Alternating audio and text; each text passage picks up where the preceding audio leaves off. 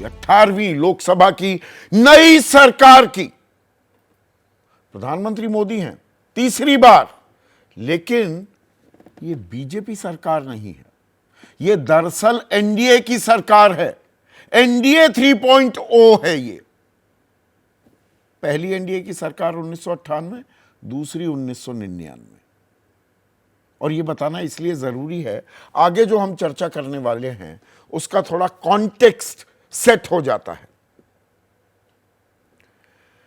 तो कहने को एनडीए की सरकार, लेकिन बीजेपी की छाप साफ दिखाई दे रही है। इसलिए बहुत से मीडिया वाले अभी भी इसे मोदी 3.0 या बीजेपी 3.0 बीजेपी की सरकार बता रहे हैं, क्योंकि जो मंत्रिमंडल का गठन हुआ उसमें बीजेपी की छाप साफ दिखाई दे रही है। बीजेपी अपने दम पर बहुमत तो नहीं ले पाई, उस 272 के आंकड़े से 32 पीछे छूट गई। बैसाखियों की जरूरत पड़ी, दो सबसे बड़ी बैसाखी नीतीश कुमार और चंद्रबाबू नायडू। 3N दरअसल इस सरकार को चला रहे हैं, नरेंद्र, नायडू और नीतीश, और इसलिए कहा जाता है ये एनडीए सरकार। लेकिन जो सारे दमदार मंत्रालय थे, सीसीएस जिसमें गृह आता है, रक्षा आता है, विदेश आता है, वित्त आता है, वो बीजेपी ने अपने पास रखे हैं। फिर कृषि मंत्रालय हो, सड़क परिवहन हो, कानून मंत्रालय हो, ये तमाम ऐसे मंत्रालय हैं, इन्हें भी बीजेपी ने, शिक्षा मंत्रालय, सूचना और प्रसारण मंत्रालय, ये बीजेपी के पास है। तो भाई बीजेपी की छाप साफ दिखाई देती है कि बीजेपी की ही सरकार है।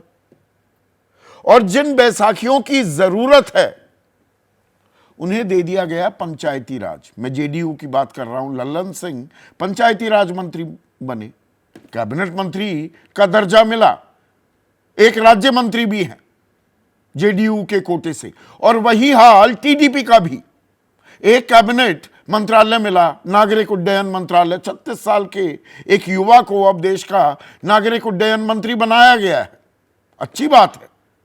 एक राज्य मंत्री का दर्जा भी मिला। लेकिन अब सब घटकों को कुछ ना कुछ देने में कहीं ना कहीं नाराजगी भी आई। जीतन राम मांझी कैबिनेट मंत्री बना दिए गए, एमएसएमई के मंत्री हैं, इकलौते हैं अपनी पार्टी के। चिराग पासवान 5 सांसद हैं उनकी पार्टी के, उन्हें भी कैबिनेट मंत्री का दर्जा मिला है। लेकिन एकनाथ शिंदे कह रहे हैं भाई हमारे पास तो 7 सांसद हैं, हमें कैबिनेट मंत्री क्यों नहीं मिला। अभी राजी हैं, पर हां ऐतराज दर्ज कराया। और ऐतराज ही नहीं बल्कि थोड़ी नाराजगी का इजहार एनसीपी करती दिखाई दी। हालांकि एक ही लोकसभा का सांसद है, उनको राज्य मंत्री स्वतंत्र प्रभार दिया गया। तो प्रफुल्ल पटेल बोले अरे भाई मैं तो यूपीए में कैबिनेट मंत्री रह चुका हूं, ये नहीं चाहिए, नथिंग डूइंग। पर नाराजगी दिखी। अब जयंत चौधरी राज्य मंत्री स्वतंत्र प्रभार तो मिल गया, स्किल डेवलपमेंट, कौशल विकास मंत्रालय दे दिया गया, लेकिन जीतन राम मांझी को कैबिनेट मिल गया भाई। 30 कैबिनेट मंत्री बने, उनमें से एक भी जाट चेहरा नहीं है। तो सामने तो वो खुश दिखाई देते हैं, मुतमईन दिखाई देते हैं, अंदर खाने अभी कुछ खेल होने बाकी हैं। क्या अनुप्रिया पटेल भी राज्य मंत्री पहले भी थी, आज भी वही बनकर रह गई, जबकि रवनीत सिंह बिट्टू को मंत्री बना दिया गया हारे हुए लोकसभा चुनाव में, और जुम्मा 2 दिन पहले कांग्रेस से बीजेपी में आए। तो ये सवाल तो उठ रहे थे, लेकिन अब सरकार चलनी शुरू हो गई है, तो नाराजगी को कंट्रोल, काबू में ले आई है क्या बीजेपी? अच्छी बैकएंडिंग कर दी है क्या? लेकिन अब उसमें एक और सवाल आ गया, और यह सवाल बहुत महत्वपूर्ण है। वो है स्पीकर कौन होगा, किस पार्टी का होगा। टीडीपी ने यह बात साफ की थी कि भाई हमारा स्पीकर होना चाहिए। वो विशेष राज्य का दर्जा भी चाह रहे हैं, उनकी कुछ और मांगे भी हैं। भाई अब मुख्यमंत्री बन गए हैं, चंद्रबाबू नायडू, फंड्स की जरूरत तो होगी, और स्पीकर का पद उनको विशेष प्यारा है। 98-99 की जो राजनीति का दौर था, एनडीए में जब वो आए थे, तब उन्होंने स्पीकर पद ले लिया था। जेडीयू कह रही है जो बीजेपी तय करेगी हम मानने को तैयार है, पर यह खुला समर्थन है या ये सशर्त समर्थन है? अंदर खाने की कर तो देंगे, पोजीशनिंग कर रहे हैं, सबको तो यही बता रहे हैं, पर हमें क्या मिलेगा? अब इसके पीछे इतनी जद्दोजहद क्यों हो रही है? विपक्ष कुछ शरारत भी कर रहा है और चुनावी राजनीतिक एक रणनीति भी है। विपक्ष कह रहा है कि अगर टीडीपी का स्पीकर हुआ हम पूरा समर्थन देंगे, और टीडीपी का नहीं हुआ, बीजेपी अपनी जिद पर अड़ी कि भाई स्पीकर हमारा होना चाहिए, हम तो मुकाबले में उतरेंगे। इसमें डिप्टी स्पीकर की भी बात आ जाती है। 17वीं लोकसभा में कोई डिप्टी स्पीकर था ही नहीं 5 साल तक।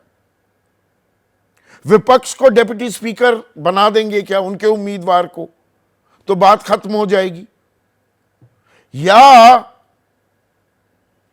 टीडीपी को ही मिलना चाहिए या जेडीयू का स्पीकर होना चाहिए? ये शिवसेना कह रही है हम भी खुला समर्थन दे देंगे। आम आदमी पार्टी ने यह बात कही थी। तो कुछ राजनीतिक गोलबंदी की भी कोशिशें हो रही हैं क्या? और इसमें अभी वक्त भी है।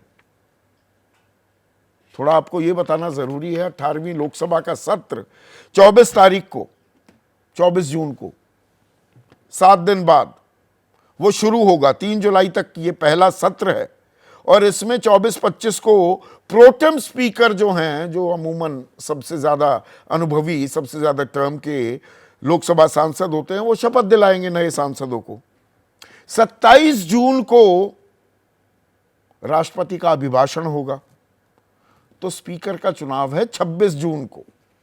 खबर यह आ रही है प्रधानमंत्री मोदी ही नाम पेश करेंगे। अब ये नाम कौन सा होगा, और ये जो राजनीति हो रही है इसके पीछे एक बड़ी वजह क्या है आप जानते होंगे, लेकिन थोड़ा इसमें तफसील में जाने की जरूरत है। स्पीकर जो है भाई, सदन के, लोकसभा के लोअर हाउस के प्रमुख पीठासीन अधिकारी तो होते ही हैं। सदन चलाने बिठाने की उनकी जिम्मेदारी, सांसदों को दंडित करने का अधिकार भी स्पीकर के पास होता है, किसको निलंबित किया जाए। और जो ये पिछला साल बीता है 2023 का, इसमें तो निलंबन, बात बात पर निलंबन हो रहे थे, कभी 82, कभी 19, कभी 23। मतलब आंकड़े अपने आप में कि जैसे जो स्पीकर साहब की सारी बात शब्दशः ना माने, और स्पीकर का मतलब सरकार की बात ना माने, ये भी जुड़ी थी। हालांकि ये जुड़ती नहीं है, ये दोनों अलग अलग होते हैं। स्पीकर इज कंप्लीटली इंडिपेंडेंट, पर ये राजनीति भी हमने होती देखी थी। तो दंडित करने का अधिकार, अविश्वास प्रस्ताव हो, निंदा प्रस्ताव लाया जाए नहीं लाया जाए, सही है गलत है, ये स्पीकर तय करते हैं। कौन से बिल पेश होंगे, कब पेश होंगे, कैसे चर्चा होगी, ये स्पीकर तय करते हैं। और दल बदल कानून, किसने दल बदला है नहीं बदला है, 10th शेड्यूल प्ले में आया है नहीं आया है, या उसमें कोई और रास्ता भी निकाल दिया जाए। महाराष्ट्र में हमने होते देखा है, स्पीकर ने किसको असली शिवसेना बता दिया, किसको नकली शिवसेना, किसको असली एनसीपी, किसको नकली एनसीपी, और उसमें भी 18-18, 20-20 महीने लग गए थे। तो उसकी गुंजाइश रहती है। ये ताकत है स्पीकर के पद की, और इसमें सुप्रीम कोर्ट के भी सीमित अधिकार है। सुप्रीम कोर्ट को भी स्पीकर के फैसले को मानना पड़ता है।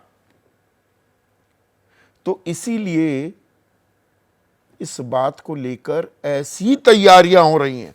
बीजेपी ने प्रमुख जिम्मेदारी, राजनाथ सिंह नंबर 2 है कैबिनेट में, देश के रक्षा मंत्री हैं, बहुत अनुभवी नेता हैं, उनको दी है सबको साधने की जिम्मेदारी। और साथ कौन दे रहे हैं? जेपी नड्डा राष्ट्रीय अध्यक्ष हैं, अश्विनी वैष्णव 3 कैबिनेट मंत्रालय मिले हुए हैं, किरण रिजिजू 2 मंत्रालय इनके हाथ में है, ललन सिंह जेडीयू के, और चिराग पासवान इनकी खुद की पार्टी है और ये भी कैबिनेट मंत्री हैं। अब इसमें एक और इंटरेस्टिंग चीज आपके सामने पेश करना बहुत जरूरी हो जाती है। बीजेपी क्यों अड़ी हुई है कि स्पीकर हमारा ही होना चाहिए? टीडीपी ताल ठोक रही है, दोनों के तार जुड़ते हैं और इसके लिए हमें 25 साल पहले जाना होगा। 1998 जैसा मैंने कहा एनडीए 1.0, वो 13 महीने चली वो सरकार। 13 मार्च 1998 में ये सरकार बनी थी, लेकिन 17 अप्रैल 1999 को अविश्वास प्रस्ताव जो लाया गया था सरकार के खिलाफ 13 महीने बाद, उस पर वोटिंग हुई और वोटिंग के पूरे सिलसिले की अध्यक्षता कौन कर रहे थे? उस वक्त के स्पीकर जीएमसी बालायोगी, ये टीडीपी के थे। और जब वोटिंग हो रही थी तो स्पीकर बालायोगी ने सेक्रेटरी जनरल जो लोकसभा के होते हैं, और उस वक्त गोपालन साहब थे, उनको एक पर्ची बढ़ाई, वो टाइप की गई। और क्या टाइप किया गया? दरअसल स्पीकर ने कांग्रेसी सांसद गिरधर गुमांग को वोट देने की इजाजत दे दी। अब आप कहेंगे इसमें कौन सी बड़ी बात है? दरअसल हुआ क्या था कि गिरधर गुमांग वो उड़ीसा के मुख्यमंत्री भी बन गए थे, पर सांसद के रूप में उन्होंने इस्तीफा नहीं दिया था और बतौर सांसद वोटिंग की इजाजत जीएमसी बालायोगी ने उन्हें दे दी और एक वोट से वाजपेयी सरकार गिर गई। गिरधर गुमांग वोट ना डालते तो वो सरकार ना गिरती। तो 1999 को किसी भी कीमत पर दोहराने और किसी भी सूरत में दोहराने के लिए क्या बीजेपी तैयार नहीं है? और जो टीडीपी जोर आजमाइश कर रही है, उन्हें ये आईना भी दिखा रहे हैं कि देखिए हमने आप पर भरोसा उस वक्त किया था, हमें तो एक बार सरकार भी हमारी गिरती हुई देखने की नौबत भी आ गई थी। और विपक्ष जो हमलावर हो रहा है वो थोड़ी सी कोशिश कर रहा है, शरारत है, या कि भाई अगले 5-6 महीने, शुरू में तो ये हनीमून पीरियड है सरकार का, जहां जहां दिक्कतें हों तो पहले ही थोड़ा विपक्ष की तरफ अपने हाथ आगे बढ़ाने लगो। इसी को आज हम डिकोड करने वाले हैं। ऐसे में आज का सीधा सवाल, स्पीकर पर जोर आजमाइश ताकत की पहली नुमाइश, और विपक्ष सहमति से दूर, सहयोगियों को सब मंजूर। सब कुछ मंजूर है क्या? अभी तक तो मंजूर दिख रहा है। ये ताकत है क्या एनडीए की, इस सरकार की, या ये ऊपर से सब कुछ ठीक लग रहा है, अंदर खाने थोड़े खेल भी चल रहे हैं?